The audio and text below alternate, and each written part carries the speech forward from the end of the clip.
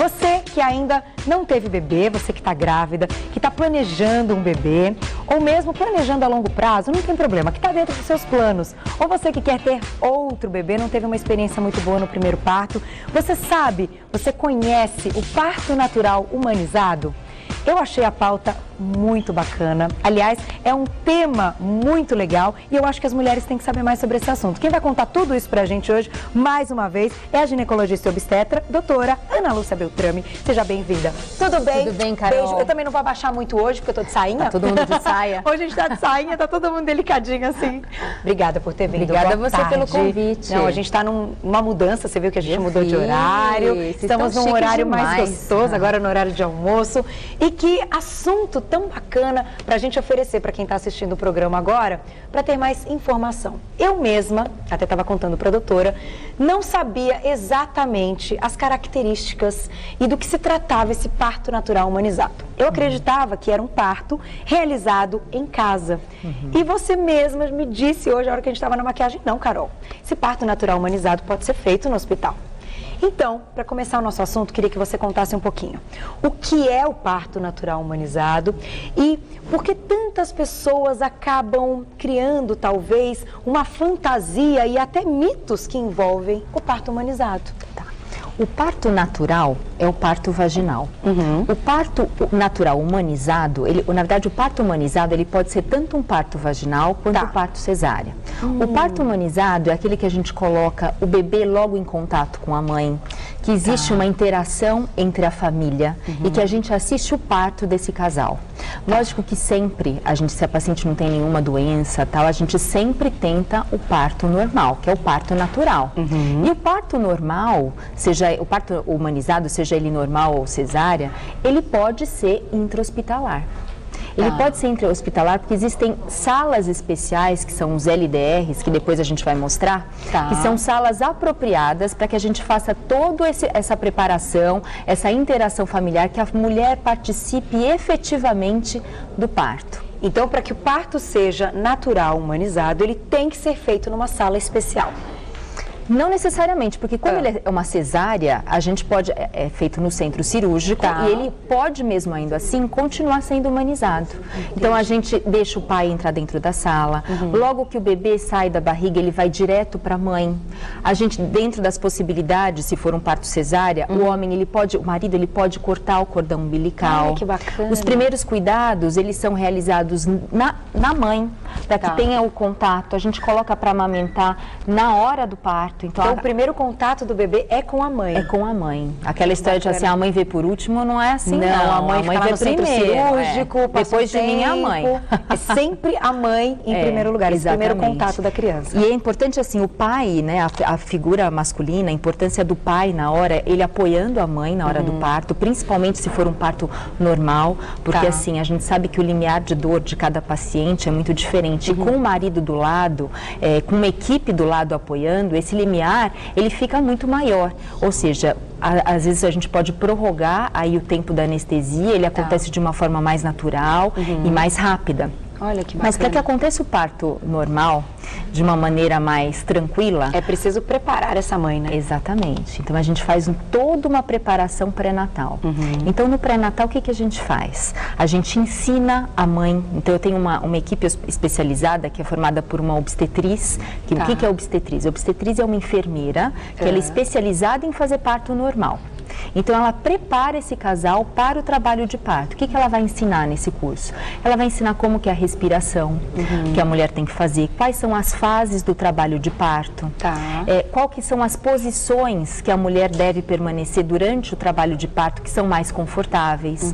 Vai ensinar o pai a fazer massagem na mulher, enquanto ela está sentindo dor, porque aquele desconforto. E até reconhecer no momento de uma contração. Exatamente. Né? Porque se a bolsa estoura, por exemplo, também tem aí uma contagem para reconhecer esse tempo. Sabe que assim, isso é preocupação de quem nunca teve filho, assim, como é que eu vou saber que eu estou em trabalho de parto? Como é que eu vou saber que eu vou saber? Eu falo que não tem como não saber. Não então, tem, assim, é uma coisa diferente mesmo. É diferente. Então, para quem está grávida, que está com essa dúvida, que está assim, com receio de não perceber, vai perceber. Vai perceber. Então, ou a barriga começa a endurecer numa frequência rítmica, a cada 10 minutos a barriga fica dura, que são as contrações. Tá. Nem sempre a bolsa rompe, às vezes a bolsa ela rompe no final do parto. Tá. Então, não é porque não rompeu a bolsa que não vai para o hospital, mas pode romper. Ou então tem aquela o colo começa a dilatar e começa a ter um pequeno sangramento. Tudo isso são sinais de que a mulher está entrando em trabalho de parto. Tá. Uma vez que ela entra em trabalho de parto, né, e durante o pré-natal a gente faz uma preparação perineal também. Então, isso é importante, O que é o períneo? Né? Então, tem a vagina, aquele espaço entre a vagina e o ânus é o períneo. Tá. Então, a gente tenta fazer da maneira menos invasiva possível. Como que a gente faz isso? A gente prepara todo esse períneo para que na hora da passagem do bebê, a gente evite fazer aquele cortinho, que é a episiotomia. Tá. Então, assim, nem todo parto a gente faz aquele cortinho que é para ampliar. Nem todo parto, tem mulheres que não precisam. Por isso que a gente faz a preparação. Tá. E como que a gente faz essa preparação? A gente ensina a própria mulher a fazer massagens durante esse período pré-natal. E eu acho que a gente tem, inclusive, imagens, né, dessa preparação. Vamos mostrar, então? Olha lá que bacana. Uma coisa muito importante é a mulher se preparar para fazer o parto natural, que é através de exercícios físicos. A yoga é uma grande aliada. Eu tenho uma pessoa que trabalha comigo que ela vai em casa. Ai, que gostoso! Porque hoje em dia, em São Paulo, principalmente, não dá tempo. Então, eu tenho uma pessoa que vai em casa para que ela consiga meditar, ajuda a respiração e a preparação de todos os músculos, né? Para o trabalho de parto normal. Tá. Além disso, a gente tem um aparelhinho que chama-se Epinou. Epinou é um aparelho que acho que tem uma imagem também. Tem também? Vamos lá, vamos ver se de repente já está no ponto. Como chama o aparelho? Epinou. Epinou. Você vai me avisando, Nina. É um aparelhinho que a gente coloca. Quem faz essa preparação para mim é uma fisioterapeuta. Esse aí. Esse aí? Esse aí. Olha lá. Então, aquela parte azulzinha maior, né? Ela vai dentro da vagina e a gente faz, vai aumentando progressivamente a partir da 35ª semana, vai aumentando a pressão e a dilatação da vagina para que ela se acostume com a dilatação vaginal que ocorre durante o trabalho de parto normal. Então, isso acontece através de um fortalecimento da musculatura e de um aumento da complacência dessa musculatura, para que durante o parto, não necessariamente ela tenha que ser submetida àquele cortezinho que é a episiotomia. Agora, doutora, uma pergunta. Muitas mulheres, quando ouvem falar do parto normal, tem algum receio, falam, quando eu engravidar não vou querer parto normal, porque pode ser que eu sinta muita dor e tal. Todas as mulheres que tentam uma preparação como essa que você está explicando, né, que tenham aí o corpo preparado para isso, para um parto natural, conseguem, se fizerem uma preparação correta ou não? Existem mulheres que não vão ter dilatação mesmo? Existem mulheres que não vão ter dilatação mesmo, mas é a minoria. Isso é menos de 5%. Isso não tem relação com a maneira como nasceram, com os pais, não é genético, não tem nada a ver? Não, pode não ter absolutamente nada a ver. Eu já ouvi muita gente dizendo, minha mãe não teve parto normal, então eu também não tive meu primeiro filho de parto normal. E não, assim, isso não tem uma relação genética. O que é importante é que, assim, existe uma tendência, não sei porquê, de que quando vai chegando próximo à 40ª semana, fica dizendo se tem dilatação, não tem dilatação. Não necessariamente, até a 40ª semana, uma mulher que não teve dilatação, ela não vai ter dilatação. E às vezes a gente tem que esperar até um pouquinho mais, Carol. Às vezes a gente tem que esperar 41, 42 semanas, porque existem algumas mulheres que demoram mais para entrar em trabalho de parto. Quando passa um pouco da 40ª semana, é um período que a gente tem que afunilar, tem que melhorar a nossa vigilância do bebê e da mamãe. Só que é possível passar da 40ª semana, contanto que ela tenha uma boa assistência pré-natal. Porque o que pode acontecer nessa 40ª semana para frente pode diminuir o líquido? Pode diminuir o líquido, podem aumentar as complicações perinatais. Mas se ela for bem assistida, se a gente olhar o líquido, ver se o nenê está respirando, se ele está fazendo movimento respiratório, se ele tem movimentação fetal, existe um exame que é a cardiotocografia, que a gente vê a vitalidade do bebê, que é o coraçãozinho associado com as contrações uterinas, a gente consegue ter segurança para saber que aquele bebê está bem, que a mãe está bem e que a gente pode esperar. Caso não aconteça o parto espontaneamente, a gente pode induzir o parto. Certo. Através de medicamentos que são ou colocados por via vaginal ou através da medicação da veia, a gente pode induzir esse trabalho de parto. Então, não é porque não entrou em trabalho de parto que necessariamente vai ser uma cesárea. Esse parto ele pode ser induzido. E pode ser um parto natural. E pode ser um parto natural. Então, a gente vai fazer o seguinte, a gente vai para um rápido intervalo. De volta com o nosso Você Bonita, e a gente estava falando de um assunto muito importante antes de ir para o break, que a gente continua agora. Você conhece o parto natural humanizado? Tem dúvidas? Então aproveite, porque o papo está muito bom e dá para aprender bastante. A doutora estava falando para a gente, antes da gente ir para o break, que nem sempre um parto humanizado, ele tem que ser natural. Quando a mulher não consegue um parto natural, ela pode fazer uma cesárea e ter ainda assim um parto humanizado. Sim. E você estava contando também que a gente tem uma sala especial para isso, que a gente pode realizar esse parto humanizado no hospital. A gente tem uma imagem aí dessa salinha, eu queria colocar para a gente visualizar. Somente os hospitais maiores possuem essa sala hoje? Acredito que sim. Os grandes hospitais de São Paulo possuem essa sala. Essa sala é equipada com uma cama bem ampla, que a mulher ela pode se movimentar, ela pode virar, ela pode ter o parto mais sentada, o parto mais deitada, as perneiras se movimentam. O pai ele fica numa salinha, uma poltrona do lado, existe uma banheira, porque assim, as dores do parto, elas são muito aliviadas na água. Então, assim, é importante, às vezes a gente coloca a paciente na banheira, ela está com pouca dilatação, ela relaxa, consegue que o corpo consiga responder melhor e ela tem dilatação mais facilmente. Então, tem banheira, ela pode caminhar, tem a cama, tem o pai fica junto. E a sala chama-se LDR, que em inglês significa Labor Delivery Room, que é uma sala de parto. Então, se o parto for normal, a gente normalmente faz tudo nessa sala, inclusive se usar anestesia. Porque é isso que eu ia te perguntar, como é a anestesia quando a gente tem o parto natural? Normal. Porque esse parto normal, quando a mãe, a paciente leva anestesia, ele diminui essa dilatação ou não? Não, se ele for feito por um especialista, com alguém que seja especializado em fazer anestesia em obstetrícia, não para o trabalho de parto. É que precisa ser feito na medida certa, na hora certa, pela pessoa certa. Então, assim, não precisa falar, parto dói? Desconforto até um determinado ponto. Quando a dor se tornar insuportável, desconfortável, a gente pode sim e deve utilizar uma analgesia. Né? E isso não vai, então, prejudicar o trabalho de parto? Não, se for feito no momento exato, com especialista em fazer anestesia ou em obstétrica, não atrapalha o trabalho de parto. Pelo contrário, muitas vezes ajuda. Às vezes a gente tem um trabalho de parto que não está indo muito bem, que a paciente está muito angustiada, que está muito nervosa, tensa, com muita dor, faz a anestesia, o colo relaxa e daí vai bem daí para frente. Olha, muito bacana. Eu achava que a anestesia poderia brecar tudo isso. Ela pode. Se ela não for correta. Exatamente. Ela pode acabar com o trabalho de parto, mas se ela for feita por mãos especializadas e no momento correto, ela ajuda, ela não atrapalha. Que legal. Agora, a gente também pode ter um parto humanizado, mesmo que seja uma cesárea. Sim. Nesse caso, como funciona? Na hora que a gente tira o bebê da barriga da mãe, a gente coloca diretamente em contato com a mãe.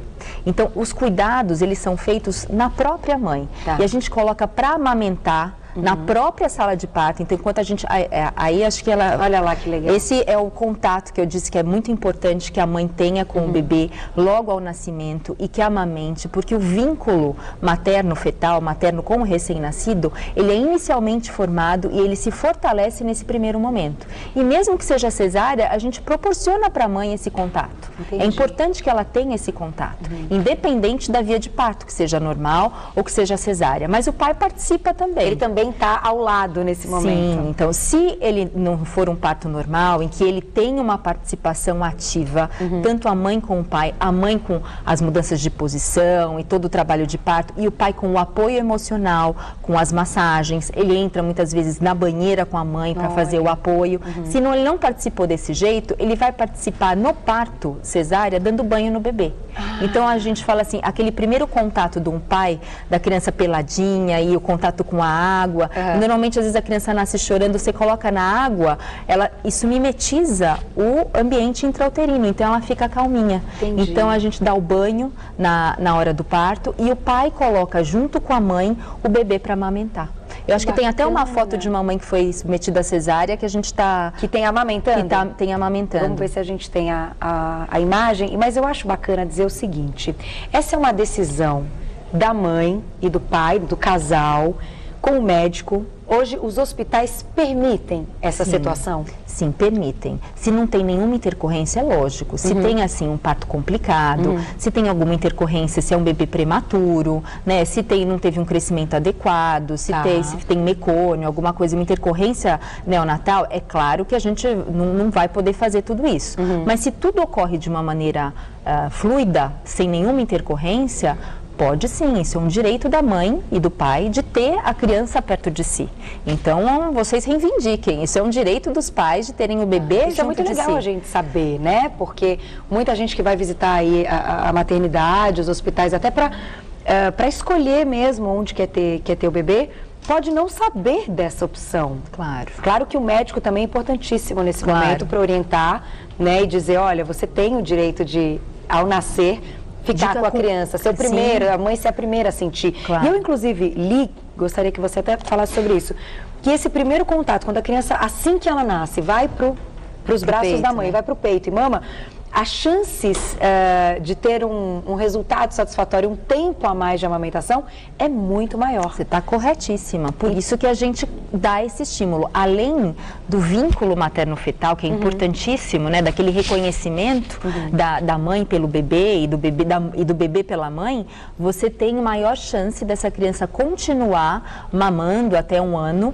nas mães que tiveram esse contato prévio, essa oportunidade de amamentar na sala de parto. Olha que legal. E isso a gente tem, inclusive, aqui na emissora. Acho que a Rê já foi, mas a Regiane Tapas teve um parto natural e ela amamentou, acho que em seguida, ela recebeu a aluna, logo que a aluna nasceu, e a Rê acho que amamenta até hoje, a aluninha vai fazer 1 ano agora, dia 20, já tá uma mocinha, e enfim, era uma satisfação para a Rê queria mesmo amamentar, então eu acho isso muito legal, a gente poder dizer isso aqui no programa e constatar com exemplos de pessoas que a gente conhece, então a gente pode aumentar a chance dessa amamentação, né? O parto é mais prazeroso, né? Acho que o parto é um momento tão único, né, na família, e ele tem a possibilidade de ser tão mágico, de ser não uma atitude médica somente, mas assim, um momento especial da família. E eu acho importantíssimo nós da classe médica, proporcionarmos isso para essa nova família que está se formando. É verdade, não é? É verdade. E eu só tenho que agradecer. Obrigada, Carol. Obrigada quando você vem, porque você explica tão gostoso ouvir, né? A gente bate um papo tão gostoso, e eu acho que para as meninas, para as gravidinhas que estão assistindo o programa, se ainda tinham alguma dúvida, ou mesmo as que estão planejando um bebezinho, olha quanto esclarecimento e quanta coisa a gente às vezes fantasia e tem medo e tem receio. Mas não tenho medo, na verdade não é assim. Não tenho medo do parto normal, porque é muito bacana. Né? É muito bom. Vale a pena. Vale a pena. Eu quero agradecer, vou passar um site para vocês de agradecimento, que é o espaçopacaembu.com.br, www.espaçopacaembu.com.br, telefone 3254-5251. Muito obrigada. 5252, então 3254-5252, Espaço Pacaembu. Muito obrigada. Querida. Volte logo. Obrigada. A gente morre de saudades. Obrigada. Beijo. Até a próxima.